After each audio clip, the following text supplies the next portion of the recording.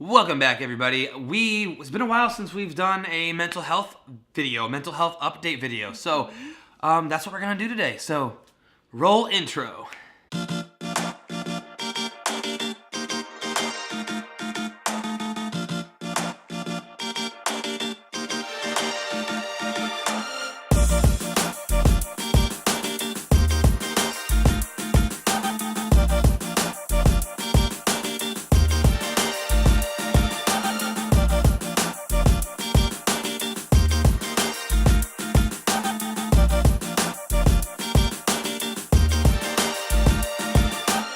So a little bit of update on how I've been doing.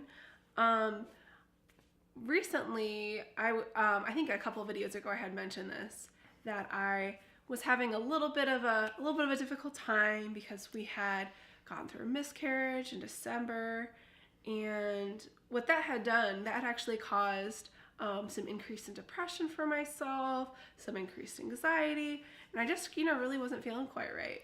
So what I had to do, and like Kyle was saying, is be a little bit preventative, because I knew I was feeling bad, but I also knew that I have felt much worse. There's been times where I've been hospitalized. I don't want to get that low again, so I really have to be preventative.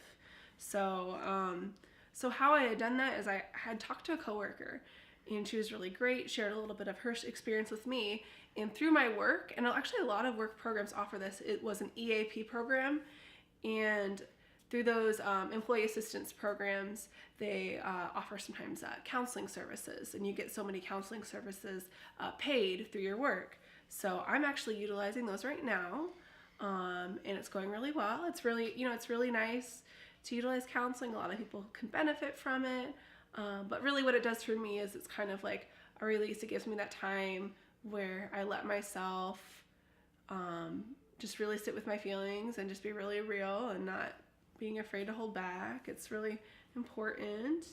So that's one thing that I've been doing. Another thing that I've been doing too is I had to make a little bit of an adjustment with my medication. And that's something for somebody with mental illness. It's not quite something like, okay, here's the medication that you have and the dose, and you're going to be on this forever. It doesn't quite work like that, because of course, like, there's different things in our life that can trigger an increase in symptoms, and sometimes we can also be feeling better and not needing as much medicine.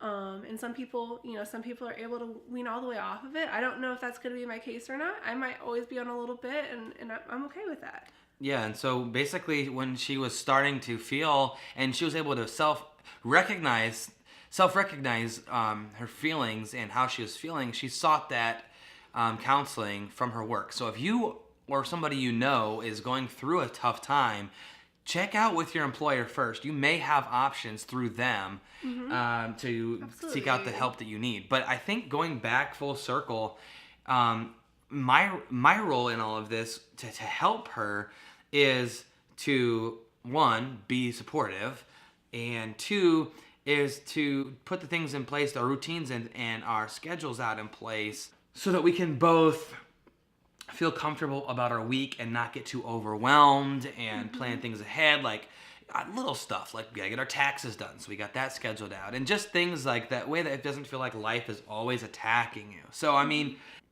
our cat, He's making an appearance. He's really doing special. Yeah. Hi, Bear. Oh, Bear. Thank you, Bear. So special. And what's really great about what Kristin does is she uses what some people might consider to be not necessarily a disability, but like having a mental health condition such as anxiety disorder or depression, but she uses that for good by helping others like her. So if you yourself have something like that, it's part of who you are. It's just the way it is. It's part of who you are. Why not use it to help other people get through a tough time? Go to a support group. Talk to people about it. Yeah, absolutely. I really am a firm believer, and this is just my perspective, that for the experiences that we've gone through, there's a way for us to help somebody else who might go through that experience.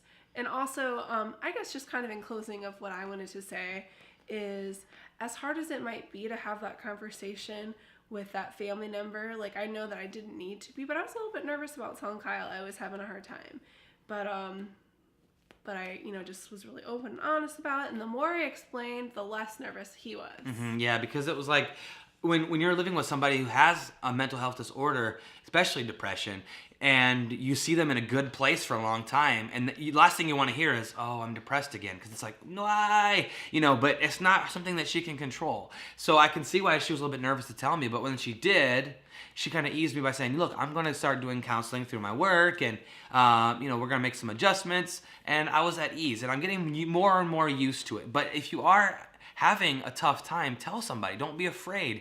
If it's not going to upset anybody. If anything, it's going to help. It's going to help them understand you that much more. Be the type of person that you would want to listen to you. So even if you're not somebody that has mental health issues, being able to be very approachable, very accepting, those are all good qualities to have because we've all gone through difficult times in our lives in one way or another. Yeah, and I mean, even like she said, even if you don't yourself have a mental health issue, you can probably relate because we all struggle with our own thing. So, like Kristin did, she used something that became part of her for the good of other people. So, who knows? Maybe you can turn that into your gift. Find something to make each day special. Have one thing that you're looking forward to every single day. Don't wait for the weekends to live. Live every day. Find your gift. Share it with the world. You are worth it. See you guys tomorrow.